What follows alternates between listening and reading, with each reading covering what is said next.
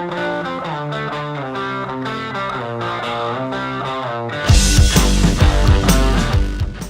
right, we are live. Good evening, everybody, and welcome to the fourth episode of IAOA's Collabcast. It's a podcast about insurance agency owners by insurance agency owners, really just one insurance agency owner tonight. My co-host, partner in crime, Adam. I'm not going to pronounce his last name, even though he's a good friend of mine. It's Polish. I can't pronounce it to save my life. He's told me a million times, but he's sick tonight, so you're going to have to forgive us as we're riding solo here in Collabcast. But as always, we're here to give as valuable of content as we can give, to answer questions, to meet a need, to really give you guys and give everybody who listens, both in and outside of IAOA, just some valuable insights into some of the things that some of our members are doing, and they're doing really, really well.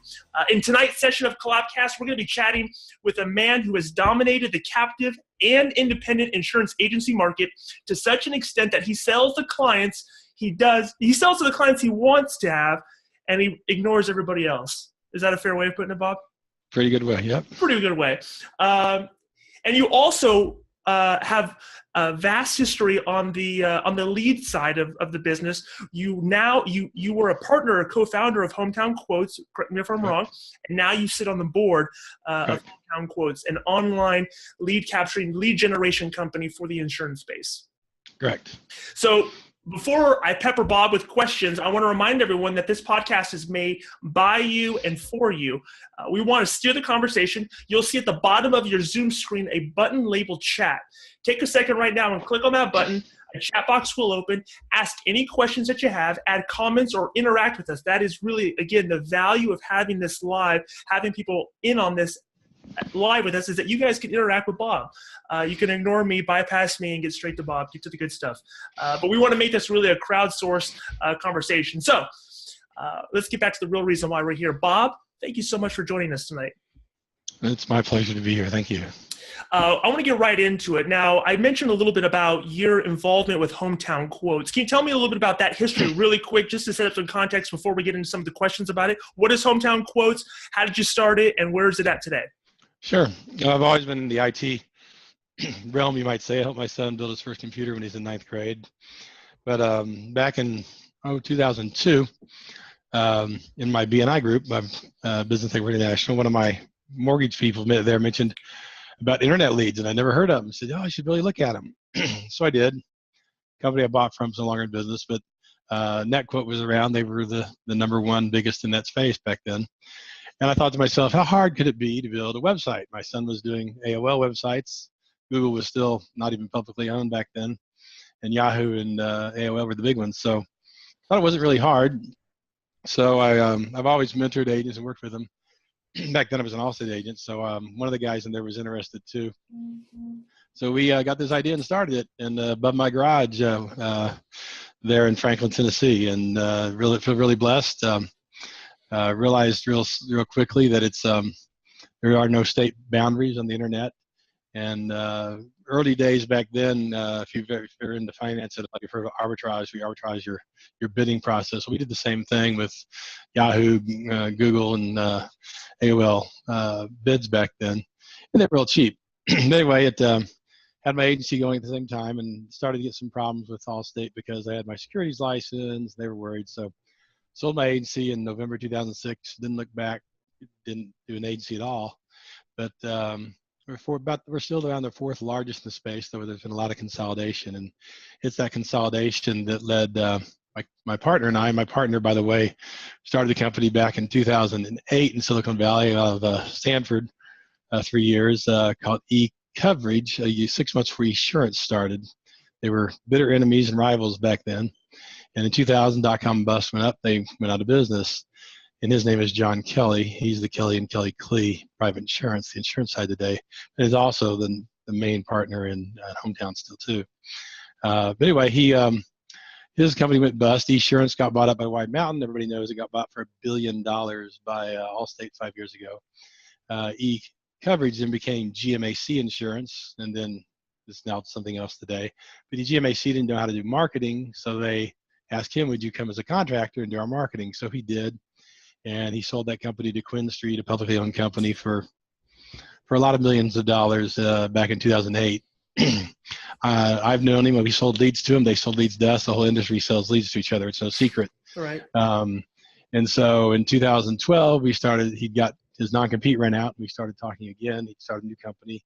But he's probably one of the geniuses in the lead space as far as generation of leads, and then that he does conferences on it and so forth. So we merged our companies late 2012. And then from the lead company side, I guess I'll segue into the high net worth side.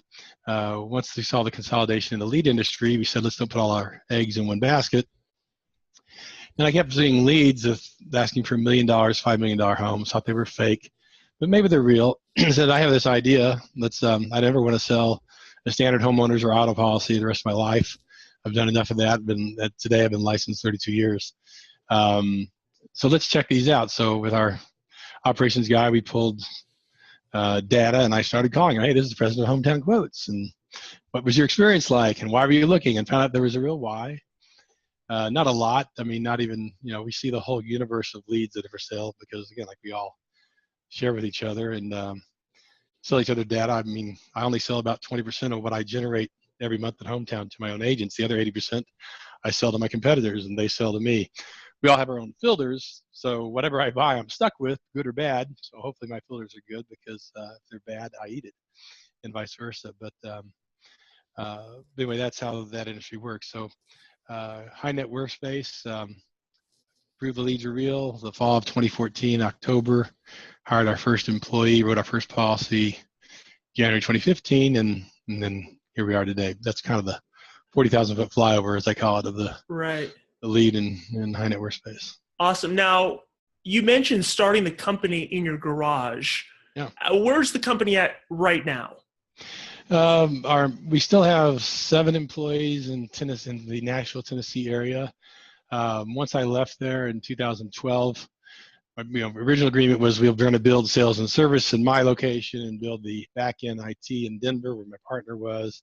And I said, look, it's kind of foolish. I'm not going to be here anymore. So we didn't make our employees move. I mean, we're internet-based. We knew them long-term employees. They were good. So they're still there. And now the operation's in Inglewood, Colorado, just south of Denver area. Okay. In the Denver metro area. Talk about the leads themselves. And I sound like the guy from Glengarry Glen Ross when I say that. The leads are weak. No, yeah. Let me ask you something about leads in general. We hear a lot from people. People kind of, you see 2 schools of thought. People either downplay online lead buying quite a bit, or they're big fans of it. You don't really find people too much in the middle. When you find and you see successful agents, I just want to address the people who are wanting to buy leads and wanting to work a process for leads. What have you found as president of a lead company and now working your own leads? What do you find to be the best process? You can name resources and vendors if you want to, but what has been your process to really make online lead buying a successful thing for your agency? Sure. Well, if you've been in the insurance business any length of time, especially if you're a captive agent, you've probably bought leads. The market has changed a lot from 2004 when we started Hometown. Back then it was all dial-up. You can imagine that today, dial-up speeds, and in long forms. And the intent was really high. If people were on a computer, the intent was really high. Yet even then, life leads would have a 10 to 20% return rate of being bad, and somewhere in that 8 to 10 for the rest. And so then it went in about 2008, 9, all the carriers got in the business and the quality went to pot. It's kind of like if athletes chasing athletes for cheating, for steroids and all these magical things they do. It seems like the technology is always behind the cheats. Well, that capital of the carriers coming in attracted a lot of money and cheats to the lead business. And we didn't have the tools to decipher it. None of us did. And so the lead quality got really, really bad and gave it the reputation. I can remember in a meeting at Allstate, we're our worst enemies, and they were right. And so we had to catch up with that. And around 2012, it got better. 2013, I forget what year, the TCPA, the Telephone Consumer Protection Act, came out. So we actually have to have it's like a born on date. We actually have to have a proof that somebody clicked clicked and gave us the right to call them, for instance. And yet, even though we have that eliminated a lot of bad leads, but there's still bad leads. It's just, we call them drunken leads. I have no clue why somebody would just go on at midnight or during the day and fill out, their Mickey Mouse buying life insurance for Minnie, but it happens all the time. It happens all the time. You never see those. We see them, but they've gotten really good because, nobody can generate all the leads they need. I spent anywhere from, back in the early days, 1,000 was a lot of money. I spent upwards of $1 million a month generating pay-per-click leads online. And so you don't do that just to give agents bad data. And we spend literally tens of thousands, 100,000, depending on what month and time of year, analyzing data like phone numbers. We third-party verify that. There's a born-on date thing for those we don't generate. We use when we buy from competitors. Company out there, it used to be called Lead ID. It's Journify or something today, but you never see it. It's back-end stuff. We do all these analysis to make sure the leads are good, and yet we still get bad leads. Well, let me ask you this, Bob. And I don't mean to cut you off, but I want to make sure we answer this question. I'm an insurance agent. Mm-hmm. I go to Hometown Quotes and I sign up for leads. I want to buy the leads from Hometown Quotes or insert vendor here. Sure. As an insurance agent, based on what you've seen, what's the best success strategy that I could implement today as a follow-up, as a nurturing campaign? Perfect. Should I just call the lead and leave a message and just leave it at that? Or what do you see as the best strategy for insurance agents to work these leads and have great success with? Glad you said that. I was trying to get there without going too long, but I was getting long-winded there. So basically, accept the fact you will get bad leads and then just go on with it, because you can't focus on that or you'll never be successful. I get bad leads even though I'm generating my own, not buying from Hometown or any other vendors out there, generating my own for my high net worth stuff. So the key thing is that today it used to be the quickest to the phone, and some people still say it's that. My experience and agents that I know that are successful with leads would disagree, because most people today, have smartphones. A lot of them use their cell phones and they screen the call. They see it's insurance agent, they don't even bother. If they have Google Voice, they just send it to voicemail. But so it's still important to call and leave a good voicemail. That's why tools like DYL, which is a vendor that was at the Innovation this last year in Orlando, Velocify are good tools, because as soon as the lead comes in, they automatically dial it for you. It's great. But the thing is, you need to leave a good voicemail message, not, hey, this is Bob with, Kelly Klee, and I see you were looking on the internet somewhere for your home insurance, and here's my phone number. And no, it needs to be exciting. It needs to be, there's all different ways, if you search on Google, on how to leave quality voicemails. So I don't want to do this training session on that to take a whole hour just to do it. There's all different ways to leave a quality voicemail. The cool thing about those systems is you just click a button and it automatically leaves a pre-recorded one. The customer doesn't know it's pre-recorded, but it's already, boom, and then there it's recorded for them. A good quality, because by the time you've done 20, 30, 50 calls, you don't have the energy anymore, and they're not getting a quality voicemail that anybody would return. So is it a dialer? Is it a dialer system? They have a dialer system built into Velocify and built into DYL. So it automatically, when the lead comes in, what it does is it dials your agent first, pops the screen, he clicks a button, then it dials out. That's the way it's not against the law for automatic dialers. They just dial numbers. That's their way around the law. Okay. So it works, and it works great, and it make your guys be at least 20% more efficient working leads during the day. Key thing is you need a system like that, or Infusionsoft doesn't have the automatic dialer, neither does Salesforce, but they have great drip emails and even texting now. Mm-hmm. And so what you want immediately is that lead comes into your system, an email goes out. In the email, if it's the Bob, I say, Bob, working on your homeowner's quote. Then just a short, maybe 2 or 3 sentences at best, saying, hey, Bob, this is Nick with I-80 Insurance. Saw you're looking, we're working on your proposal right now for you. By the way, I'd like to tell you a little bit about us. If you click here, a little about my agency, and that's all you need. And if you use the right tools, and we use one called Tout app, T-O-U-T.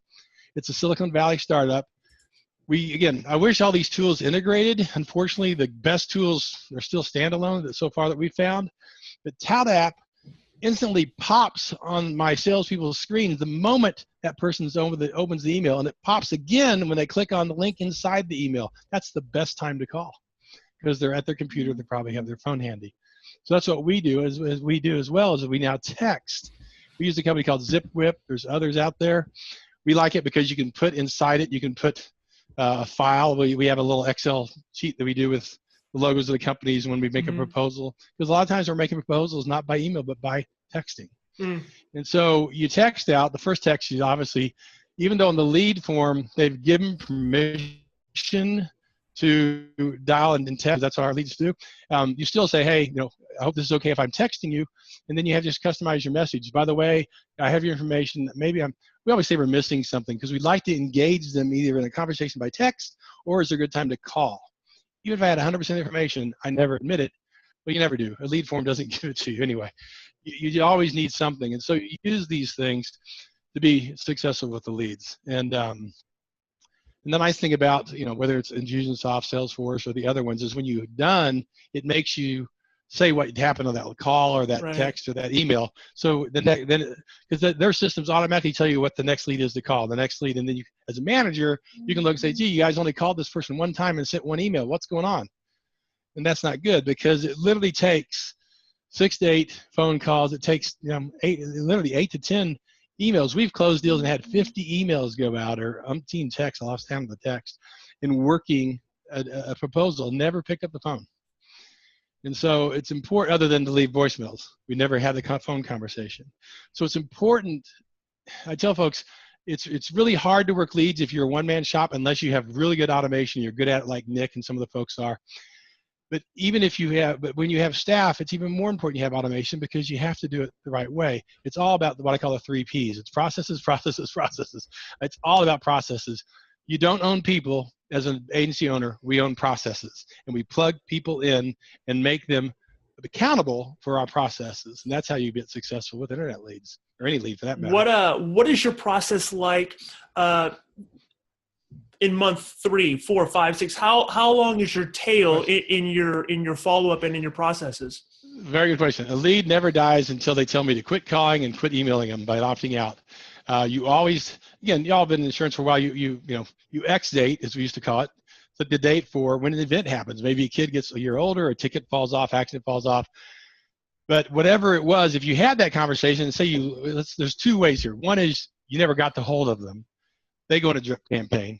One is you did get hold of them, you just didn't win the business. That's a different campaign. You have different messaging going out. But you always want to stay in front of those leads. You paid for them. They're good leads. Again, until they prove otherwise. Again, I've had people that have opted out of phone calls, so don't call them, opted out of an email, and a week later call back, says, you know what, I looked at your website. I like what I saw there. How do I get, to talk to somebody? We've literally had those emails come in. And so the key thing is, I skipped a step. You need a great website. You need an excellent website that tells your story, your office. Even if you're a solo person, put your dog in there. Here's my, my right hand, my dog, whatever it is. Just make it you. But you've got to have that website, because as an independent agent, the disadvantage you have working leads is, they know Bob from State Farm. They see the ads on TV. They hear the Allstates and all those ads, Liberty Mutual. They've never heard of our agencies, right? So you've got to have that website to give them a connection. People's faces work great, as Nick knows. I like that last video your new hire did. I mean, all those things make us real to the people. Back before we had internet, I always told agents, put your picture on your business card. Why? People, I don't care if you're purple. People want to know who they're dealing with. And so you've got to have that website. Well, I definitely want to know if my agent's purple. Now, we have a chat feature. Again, the people that have joined Collabcast, if you have a question for Bob on the things that he's at or the things that he's saying, feel free to ask them. We're going to try to get to all the questions. Ronald asked on Facebook, I want to ask you this question, because this is another school of thought. Age leads, exclusive leads. Talk to us about that and a strategy around either, do you subscribe to the strategy of buying age leads? And if so, is it a different strategy that you would use on other leads? And then talk to us about the unicorn, the exclusive lead, which, and correct me if I'm wrong, I almost don't know if there's really a such thing as an exclusive lead. If someone's going online and filling out a form, they're probably filling out other forms online, right? That's probably more than likely to happen. I agree, because we have multiple hundreds of websites that we use depending on the marketing on the lead business. And we've literally had people fill out a form, and then 15 minutes later get the same data from one of the other sites. Right. Or coming in from one of our competitors, and of course we block it because we already have that ID in there. So yeah, it happens quite frequently. And so exclusive leads, it may be exclusive, that they're the only, I didn't sell it to anybody that's buying from me, but I don't, it's so easy to back button, go next, and fill out the next form.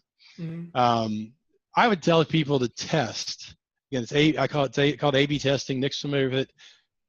Get from the same source an exclusive lead if they offer it, and the shared lead,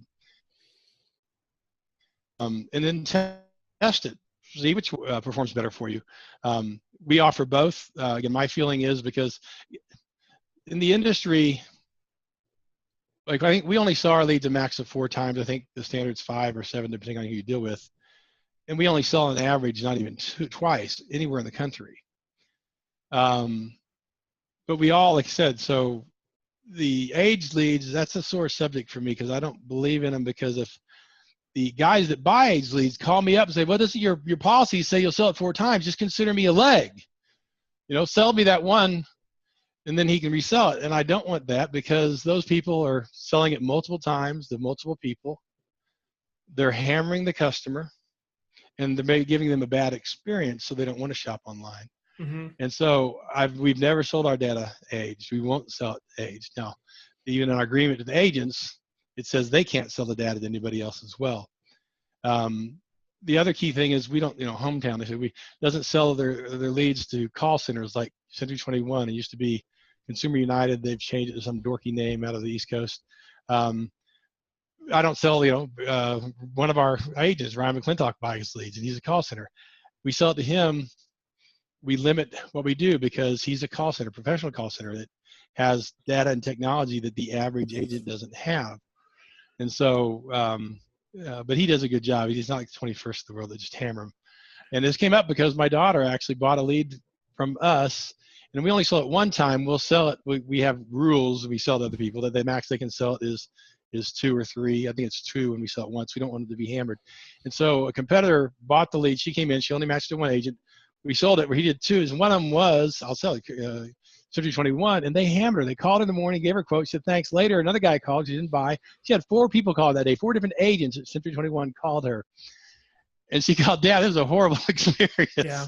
And so we said, forget it, cut. So when we send it's called directives, we say we've already sold to Century 21. That's the only way I can prevent them from doing it, is to say I've sold it even though I haven't, because I don't want that experience for our customers and for our leads. Right. But anyway, long story short, but that's how it works in the lead business. Now, what you're saying, and kind of where we're going to follow up with some of this, I mean, this advice can be used on any type of lead, whether you're a Dave Ramsey ELP and you're getting leads, right, whether you're buying leads online, whether you are, however you're generating leads, a lot of this advice can work. But David Watson has a question.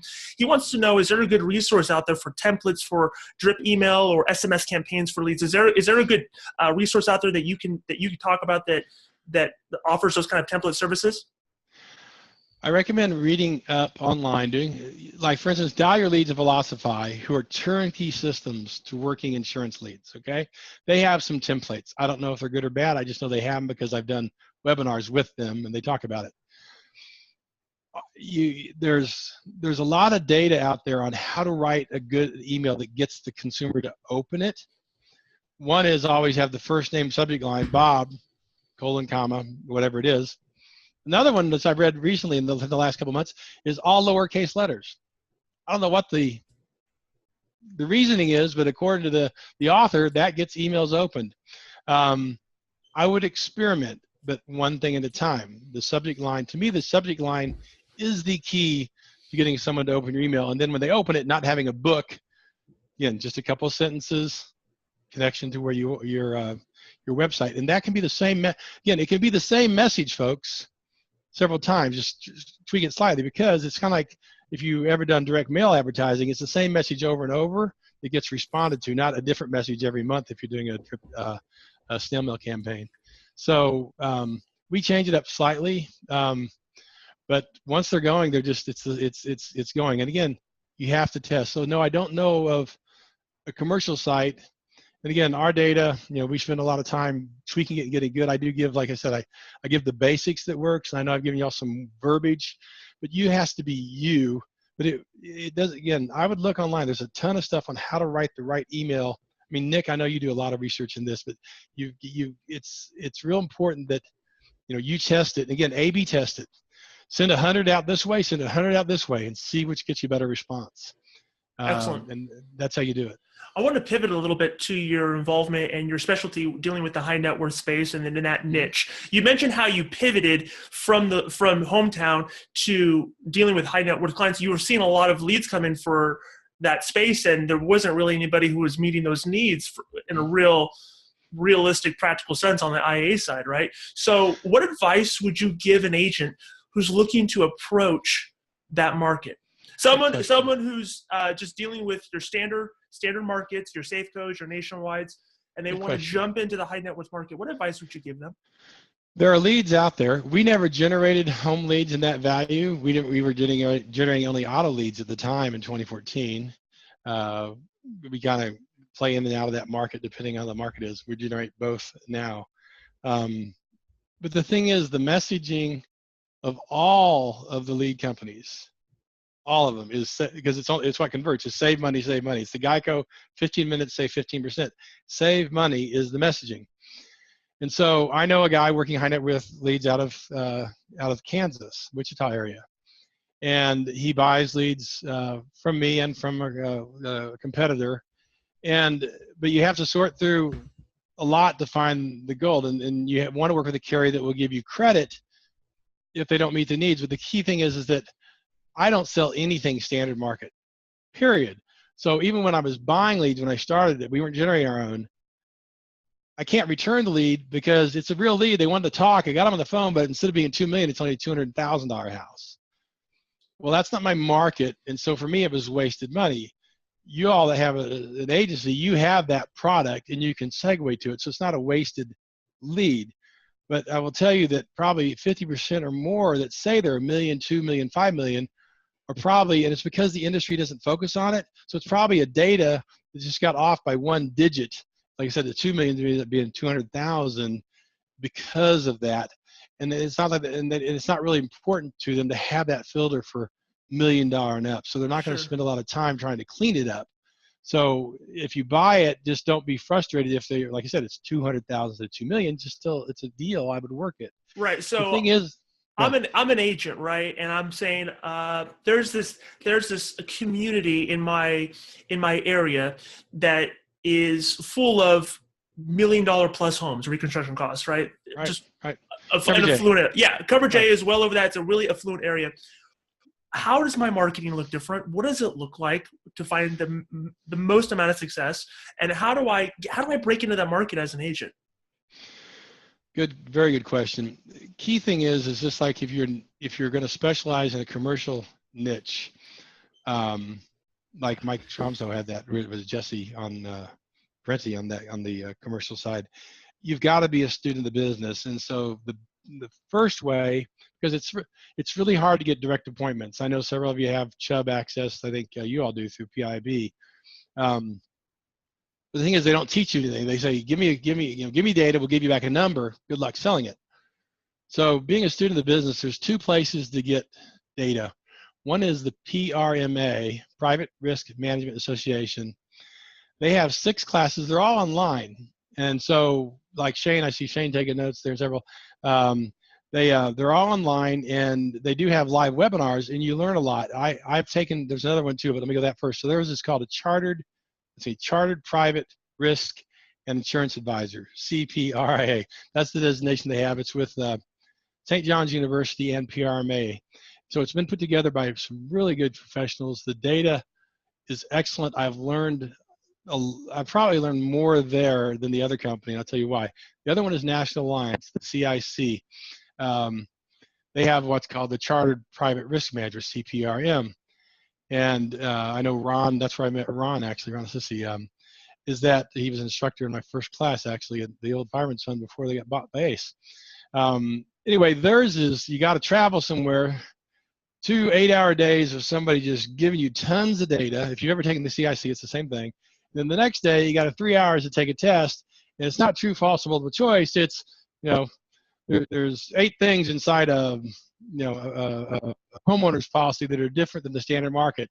List 5 of those 8 and tell us why they're important. And it's a 3-hour test. I think there's 20 some questions, and it's for me personally, the best part of it was meeting a lot of people in the high net worth space. And I learned a little bit, but it was just, like I said, it comes at you so fast.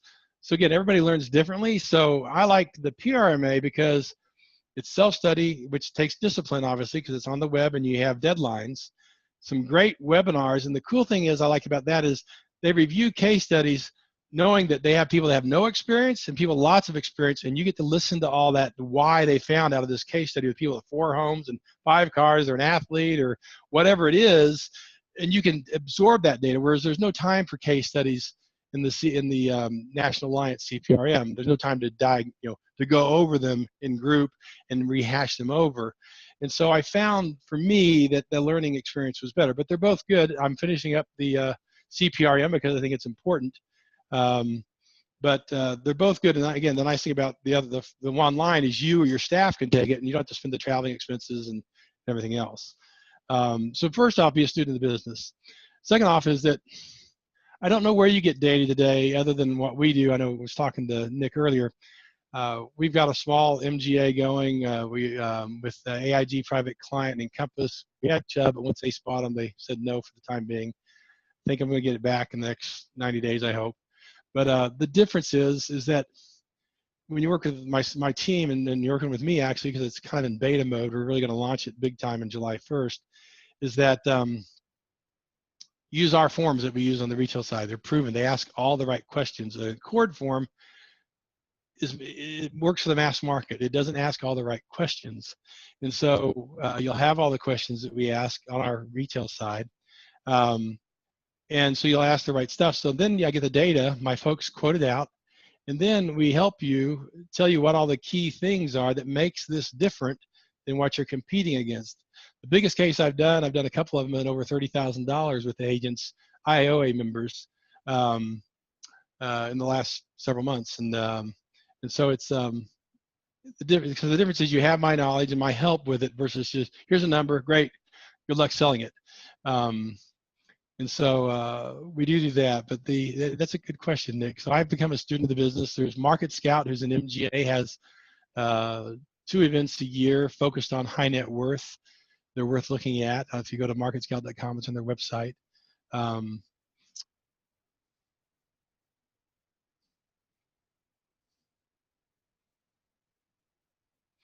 I'm using for my intake? Yeah, I think they're all unique to the agent, but I maybe I can get a, because in other words, if you sign up, it's got your name on it. So every time somebody fills it out, it tells me it's coming from Nick, or it's coming from Shane, or it's coming from Matt.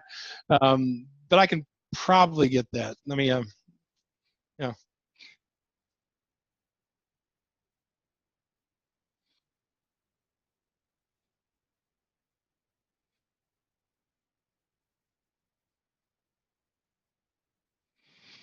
Good. It's the message, Shane. It's instead of the save money, it's two of our best performing ads are there are no deals in insurance.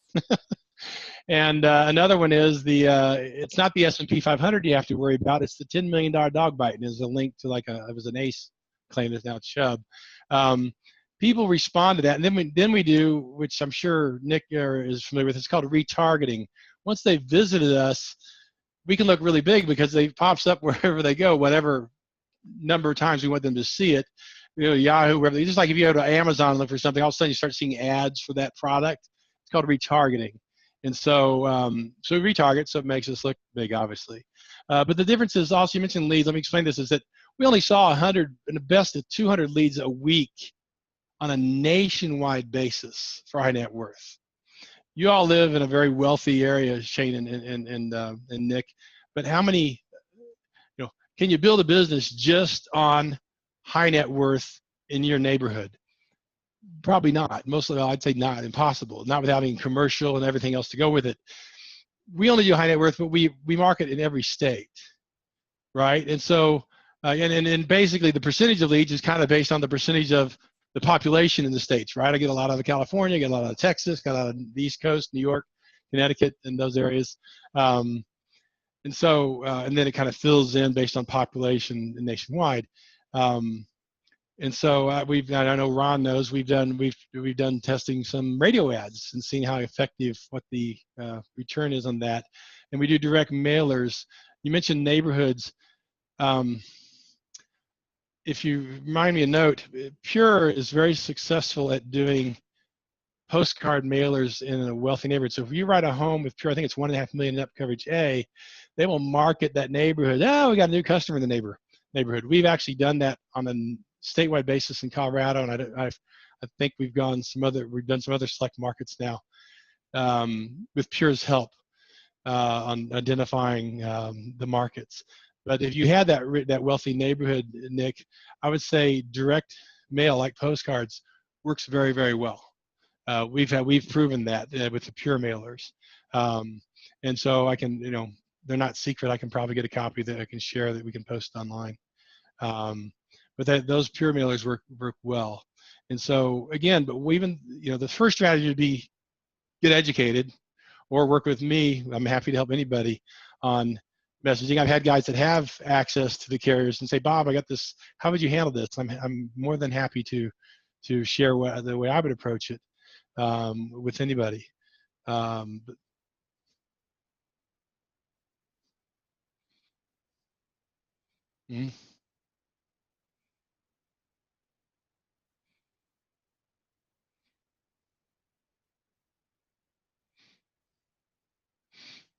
Yeah,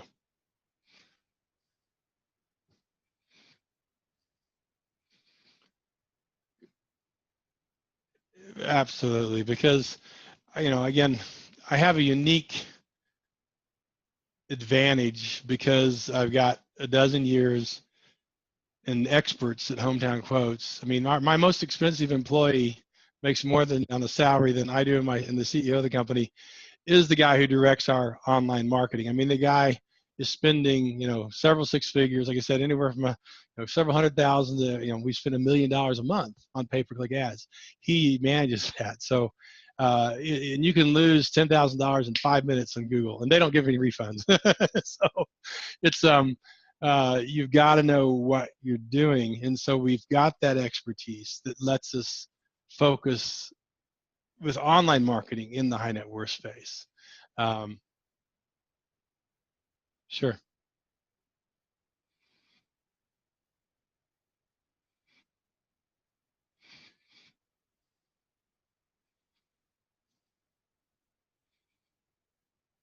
Mm-hmm.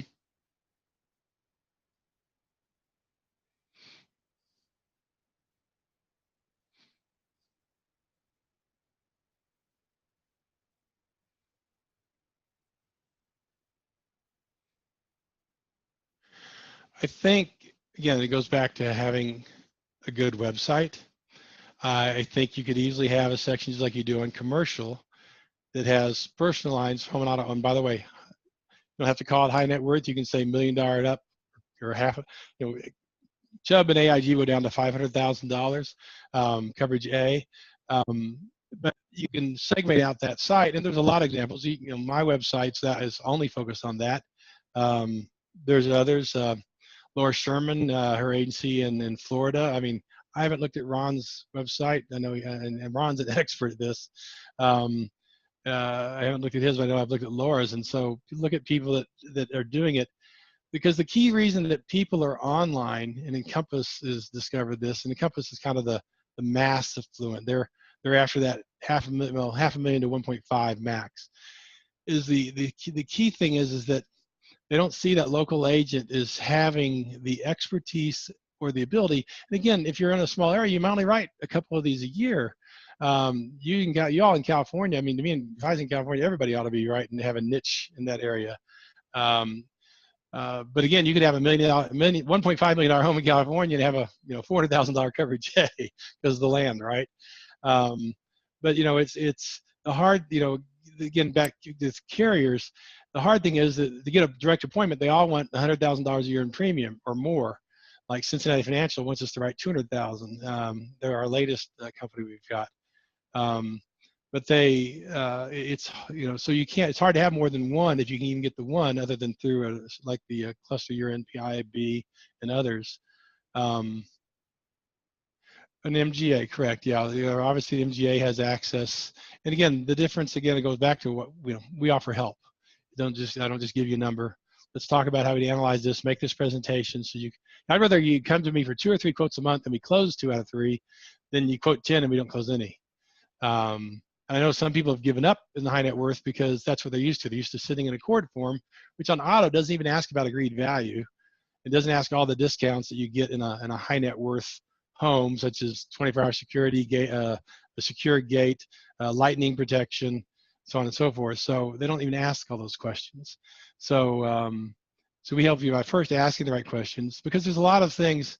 If you're going to hold yourself out there, you've got to make sure you're asking, do they have full-time or part-time employees? Why is that important? Well, we can put, ELPI insurance on a homeowner's policy with a Chubb and AIG up to $250,000 for wrongful termination, sexual harassment. We can put workers' comp on them. You can't do that on a State Farm homeowner's policy.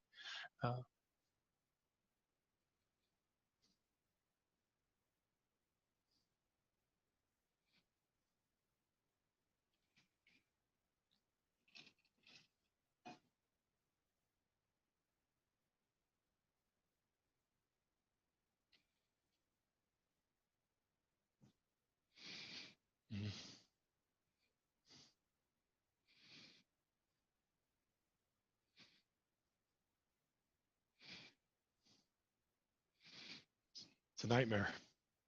Yeah.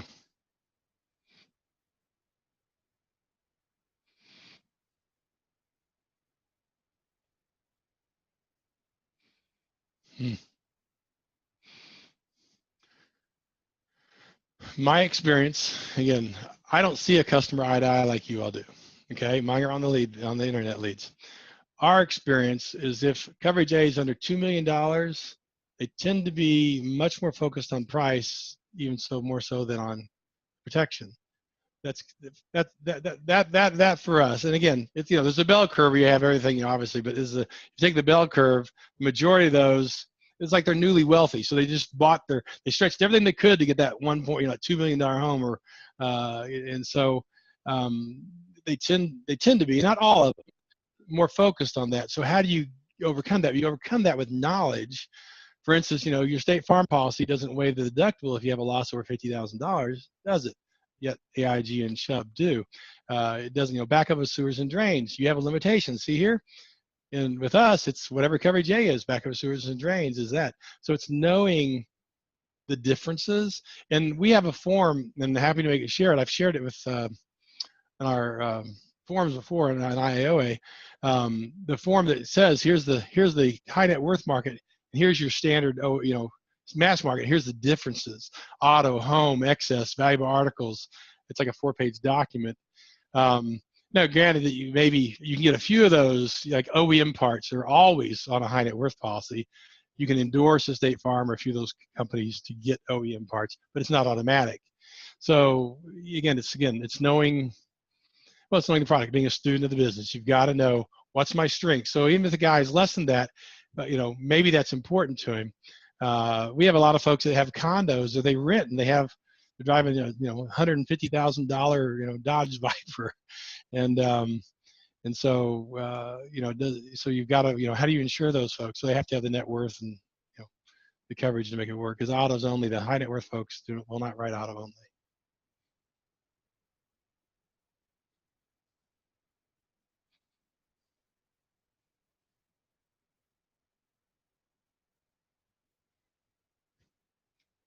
That's correct.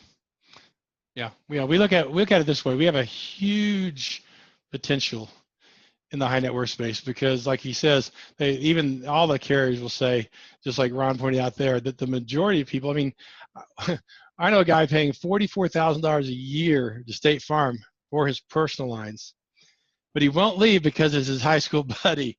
Even though I can prove to him and have much better coverage, that's his best friend. And those things are just tough to overcome. I feel bad because his buddy's not doing me a favor. But the problem is that if you've ever been a mass market, captive like I have, they don't teach you what we know as an IA. So you think, oh yeah, I got the best thing, State Farm or Allstate. You don't realize there's all these other things out there, unfortunately.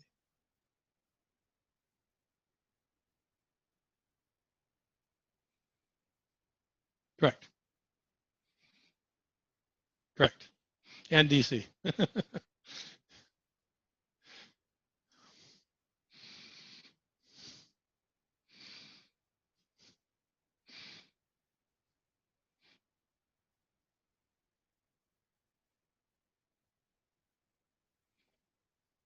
Yeah. Um, I like what I've seen about video. I'm the only one in my company, evidently, that doesn't mind videotaping myself. It's like Screencast-O-Matic or I forget what you use, Nick, but those tools. Um, so I'm going to start, even on the retail side, helping them by me reading the presentation to get it comfortable. But I think it's real important because everybody has different internet speeds, especially home, and even if they're wealthy. And so you may or may not have a very good experience like we are webcasting now, right? I mean, I have 100 Mbps here. I have really fast internet speed from home. Not everybody has that, and not everybody knows how to use the tools in their computer for even a webcam like this. So we've not found a lot of success yet in doing a face-to-face, even though I prefer it. So I like the way of presenting it, so like they're seeing me. But trying to think, this off my train of thought there, Nick. Where's I headed? Process, yeah, right. I work from home, yeah. I mean, I have a stand-up, sit-down desk here because I'm standing up now because I talk with my hands. I'm and busy, and so I'm probably 8 out of 10 hours a day I'm standing versus sitting at my desk. So I have 3 screens. I have a laptop and 2 other screens here. But it does take a little, kitchen's right behind me. So it's like, it takes a dedication to, I have staff. I mean, I have staff that I'm doing this with during the day. They're doing the quoting for me. I always tell you, most salespeople are lousy at paperwork, and I'm guilty of that. I'd rather be talking to people and selling. I'm the hunter. But if I've got to farm it, you've got it. That's why I go about automation. You've got to have automation and staff. First employee you ever hire is your weakness. It's like your spouse. Your spouse and you are different. My pastor likes to say opposites attract, which is great until you get married. Then you frustrate each other. Staff works the same way. It's never true. But you hire your weakness because most of us that are agency owners are really good face-to-face, making the phones ring, marketing, sales.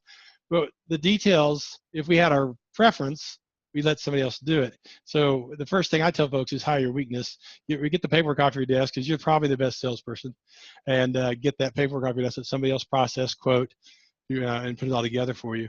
But I work from home. I've got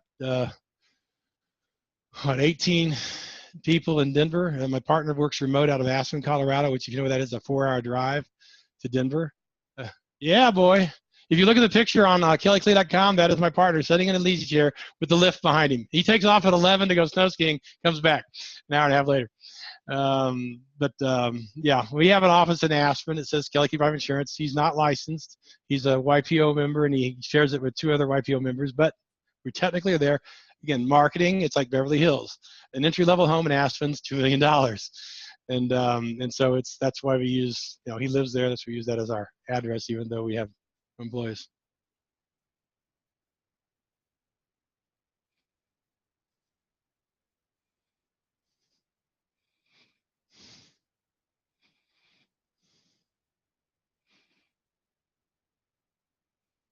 Mm-hmm.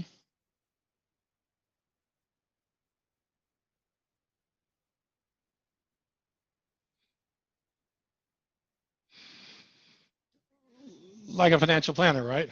No. Occasionally we get it, once or twice a month, and we overcome it, or I've referred clients to, I mean, Dave Jackson I referred to, Michelle Fallon, and others I don't, South Carolina. I couldn't overcome the objection, even though I said, look, Chubb, AIG, they're going to come into your home and do the inspection. If I did it, I'd blow it. I have no clue how to value your home. If it has a claim, I'm not going to be there for the claim because I have no clue how to adjust this claim, but they're in your local markets. Occasionally I got guys want to come by and meet you and get a cup of coffee. I can't help you there. So I've lost a few, but very few. We have hedge fund managers. We have .com billionaires as clients. Our oldest client's 88 years old. He pays about $44,000 a year in premium. He has 4 homes in California and 1 car. 88, he only needs one, even though he's still married. It's a 5-year-old Toyota Prius. But so he's our older. Age is in mentality, but most of our clients are over 50 at this time. We thought it would be still younger, the emerging wealth, and we do have a good number of those. But I think it could be wrong. I mean, I'm working on a family office deal right now, which is a huge deal that was referred to us. I think somebody asked about that actually. But I'm working on a deal right now from a family office that's quite a big account. I help on the retail side too, even though I'm not active there. Big accounts, they get Bob involved. And so those people aren't afraid of it either. I mean, they live in multiple states, so your agent lives in one. And so,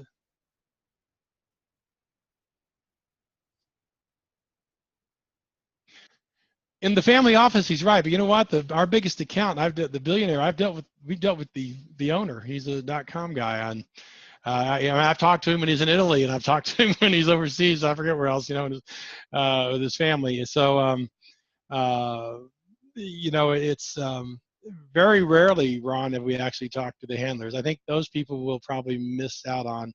We get in some relationships. I have a couple of relationships with some family offices multifamily offices that may pay out. We'll see, but because you're dealing with not the owner, you're dealing with a third party, and so the owner's never seeing them anyway. But I don't know, it's evolving. I mean, none of the carriers thought. All the carriers kind of, we showed them our lead gen business, and that's how I got a direct appointment. They said, well, they didn't want to miss the boat from the internet, all this internet stuff we hear about and we see these conferences, right? And so, yeah, I hope not. And so, actually, the chairman of our board, it's publicly known, is a guy named Gary Tolman. If you look it up, he was the CEO of Esurance in '99. He had a fireman's fund background. Thank God, because when belly up, he went to some fireman's fund friends at White Mountain, and they bailed him out 2 weeks before they're going to go out of business with $8 million. And of course, they sold it for $1 billion to Allstate about 5 or 6 years ago. He hopes and thinks, like we do, we can disrupt the market in high net worth. I don't know how effective we'll be, but I think, there's a different client online.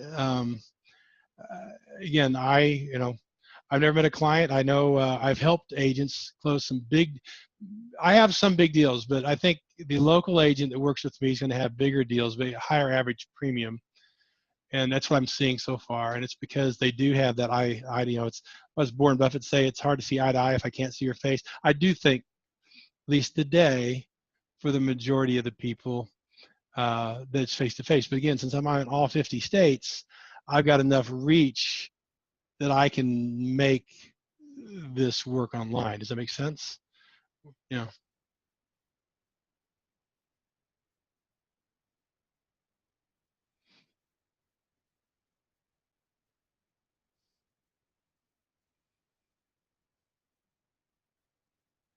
Only got 2 years in because we wrote our first policy January 2015, but we're actually having very low loss ratios, and the same that everybody tends to get in the high net worth space, 94, 96% retention is what we're seeing. And the majority of my clients don't come from, I'm not stealing from the same pie. I'm not stealing from Chubb to bring them over to here.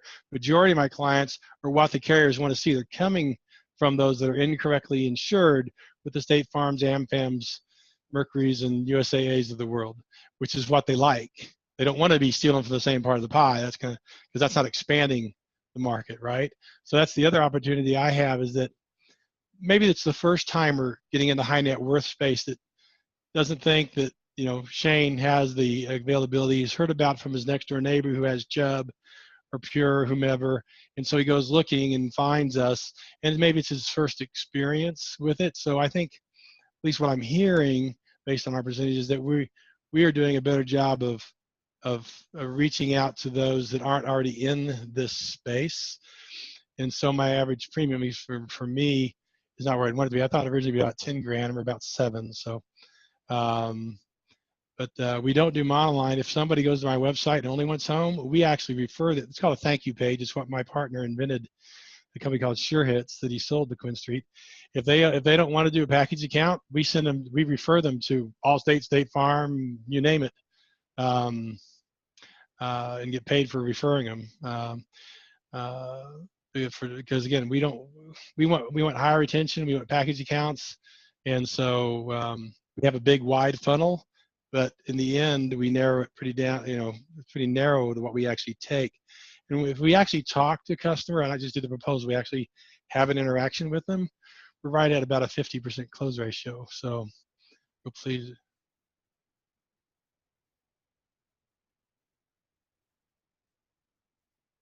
Mhm.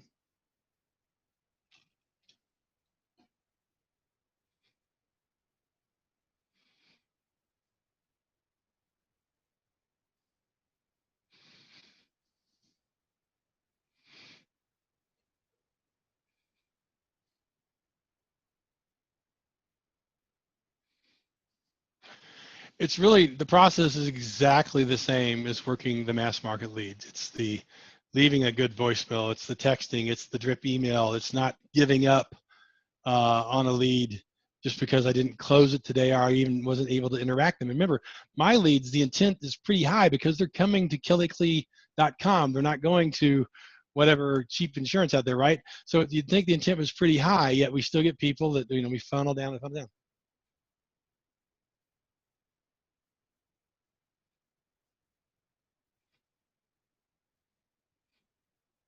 Mm-hmm. Right. It's the exact same process. It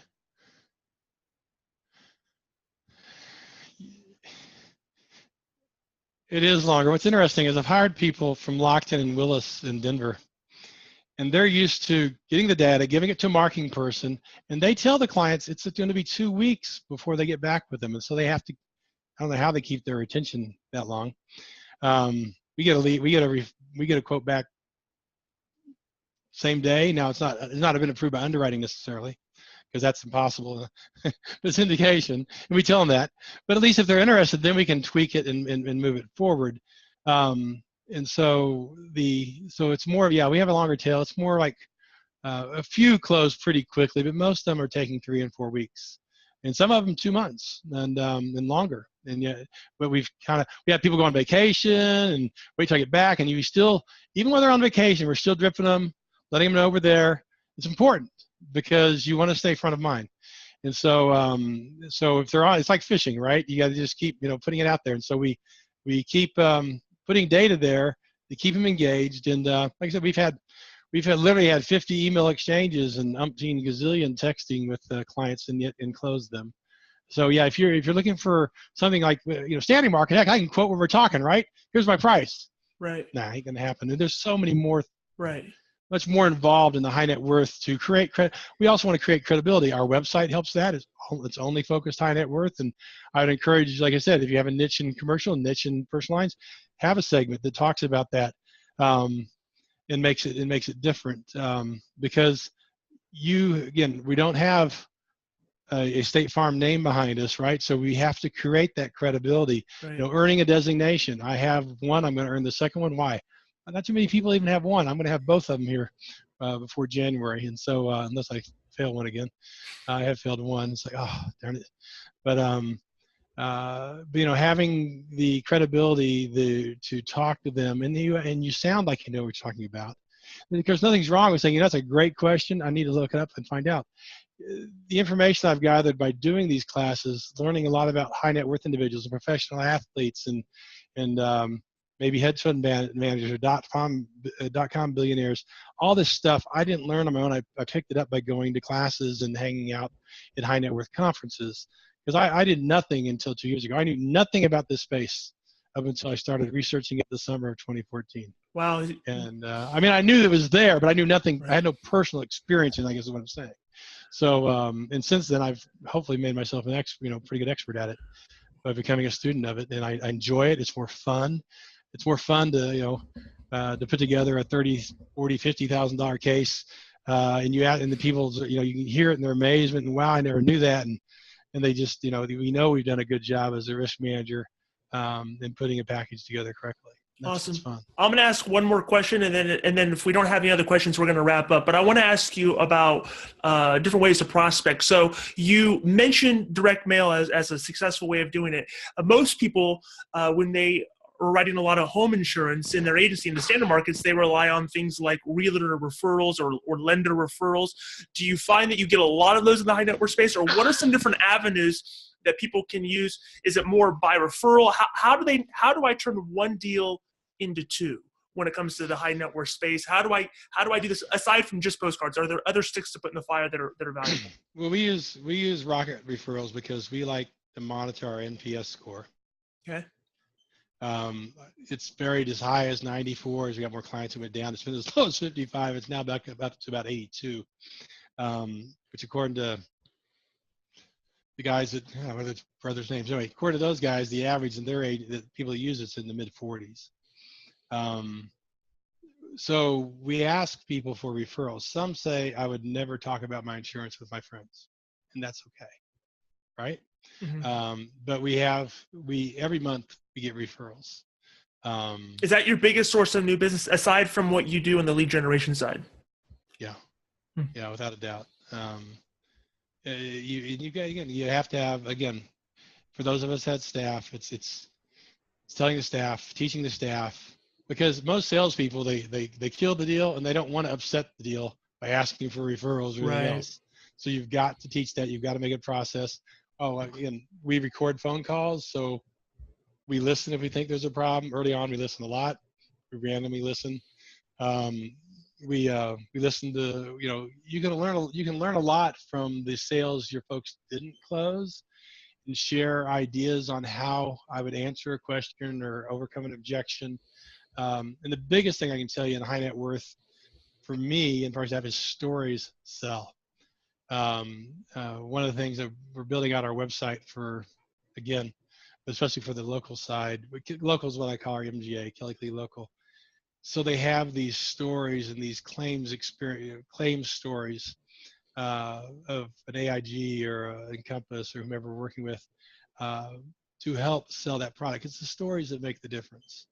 And to me, even if it's mass market, it's stories sell, right? How do you get that? How are you getting that message to those other people? I send them articles. I have a file, and I send them stuff that here's the AIG. I love their brochures because AIG tells you what a feature is and why is this important. Why is this important? They have some of the greatest brochures. So I talk about it, but I also send them the forms that AIG makes available. Because AIG has been my number one account for our wholesale right now. But we're the only one writing Encompass. We're the first one, and as they like, again, that we're teaching and reaching markets that they can't reach. And that's why I say for everybody in the market, you may not be in a high net worth market like Shane and Nick are, but you have some in your neighborhood. And that's the key thing is how do we capture those versus sending them off to a Marsh Mac or a Lockton or a Willis?